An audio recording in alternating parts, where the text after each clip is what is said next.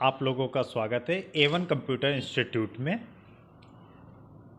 आज मैं आप लोगों से कुछ ऐसे टॉपिक के बारे में डिस्कस करने जा रहा हूं जिसमें CCC से रिलेटेड क्वेश्चंस आएंगे, और अगर आप ओ लेवल की भी प्रिपरेशंस कर रहे हैं तो ओ लेवल में भी ये टॉपिक इंक्लूड कर दिया गया है। यह टॉपिक इतना इम्पॉर्टेंट है कि आपकी रियल लाइफ के लिए भी बहुत ज़्यादा इम्पॉर्टेंट है कि आपको ये सारी चीज़ों की नॉलेज होनी चाहिए।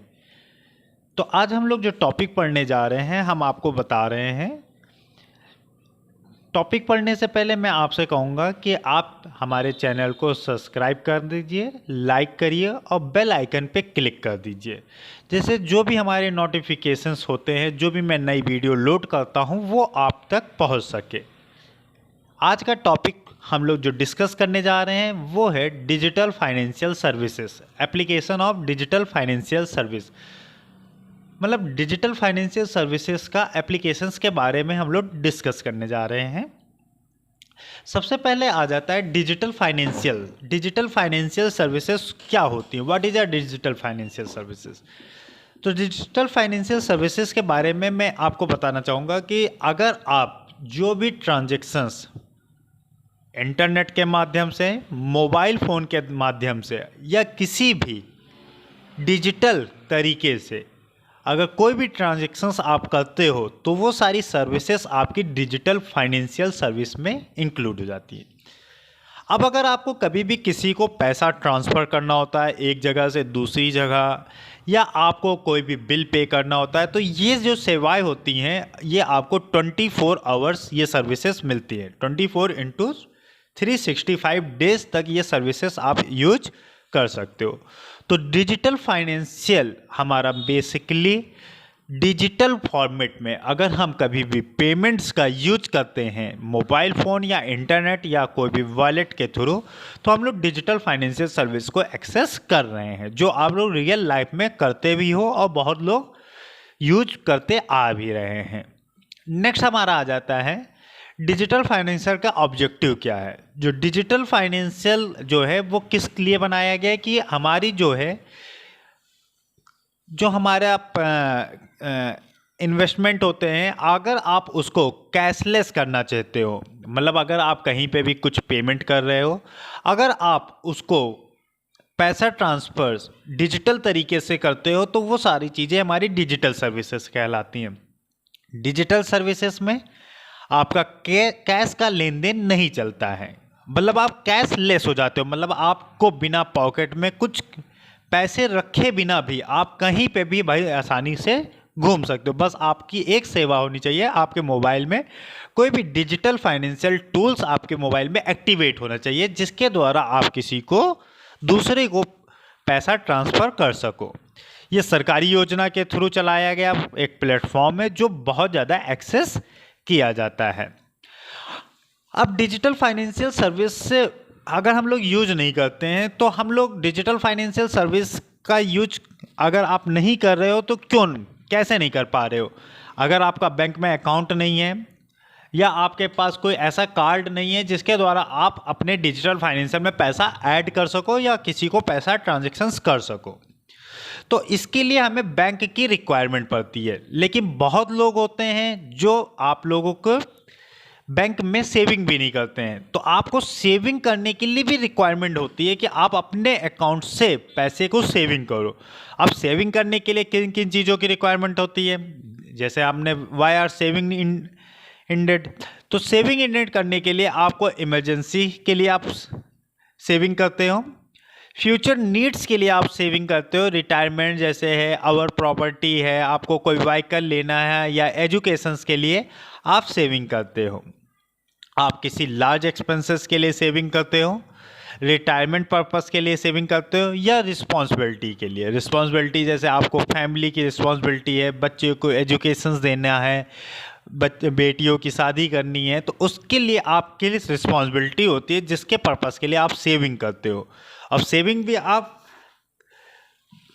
करने के लिए आप किसी ना किसी माध्यम का यूज करते हो। अगर आप सेविंग नहीं करते हो, अगर आप घर पे ही कैश रखते हो, तो आपके क्या कुछ ड्रॉबैक भी होते हैं। जैसे आप अगर घर पे कैश रखते हो तो वो अनसेफ होता है। आप उसका ग्रोथ अपॉर्चुनिटी मतलब कोई भी आप मौका नहीं ले सकते, मतलब आपको जो भी इंटरेस्ट मिलता है इन सारी फीचर्स को आप नहीं उठा सकते हो। नो क्रेडिट एलिजिबिलिटी, आप लोन के लिए अप्लाई नहीं कर सकते हो अगर आपके पास कोई भी ट्रांजेक्शन्स नहीं होंगे बैंक के थ्रू। तो सरकार को कैसे पता चलेगा कि आप एक माध्यम से दूसरे माध्यम पैसा ट्रांजेक्शन्स कर रहे हो? तो इसके लिए आप लोन भी अप्लाई नहीं कर सकते हो। और इसके अगर आप सेविंग करते हो तो आपका एक और बेनिफिट होता है। अगर आप सेविंग करते हो तो इससे हमारी नेशनल ग्रोथ भी होती है। वो बैंक में अगर आप पैसा जमा करते हो तो बैंक उस पैसे से आप नेशनल ग्रोथ के लिए यूज करता है। तो आपको सेविंग करना बहुत ज़्यादा रिक्वायरमेंट है। आप कैश घर पे मत रखिए। मतलब नेक्स्ट आ जाता है बैंक नीडेड। आपको बैंक की क्यों नीड पड़ती है? अगर आप बैंक में अकाउंट खुलवाते हो तो बैंक भी तो पता होना चाहिए आपको किस लिए यूजफुल कर रहे हो। बैंक में किस लिए? बैंक तो एक सेविंग पर्पस के लिए आपके लिए अच्छा है कि आप सेविंग कर सकते हो, इंटरेस्ट मिल जाएगा, आपको अपॉर्चुनिटी का मौका मिल जाएगा।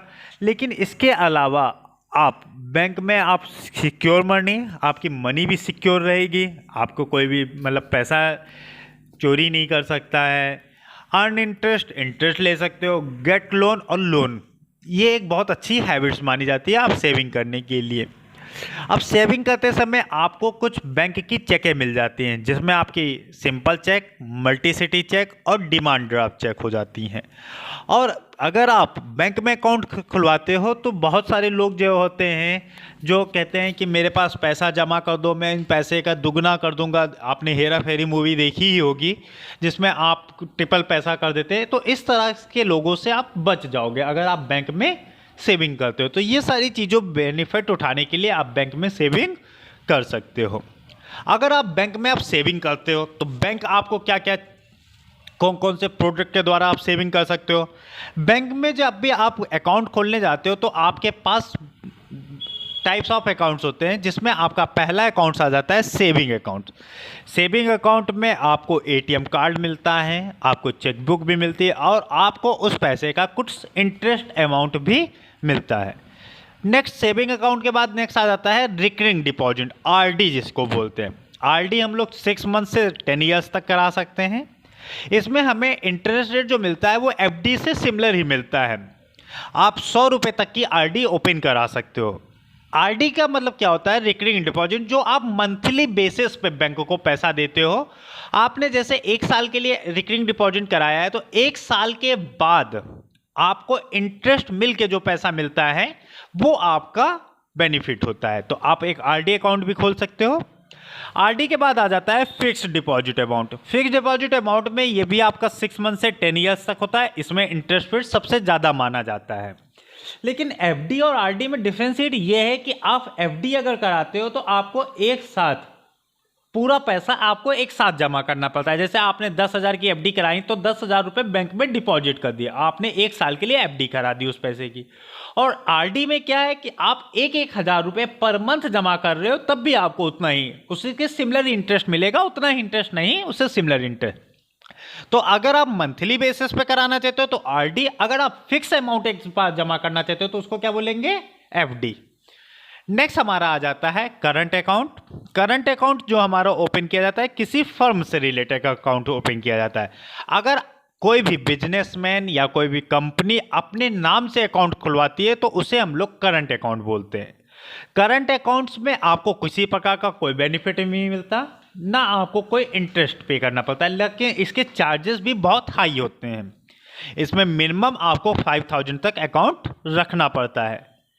तो ये सारी चीज़ें बैंक अकाउंट्स की चीज़ें थी जो आपको पता होनी चाहिए, जो आपका CCC और O लेवल से रिलेटेड सिलेबस था। आगे मैं इसके आगे मैं वीडियो ऐड करूँगा जो आपको इसके आगे लेक्चर पढ़ाऊँगा। चलिए बाय बाय, थैंक यू। ये सब चीज़ें लास्ट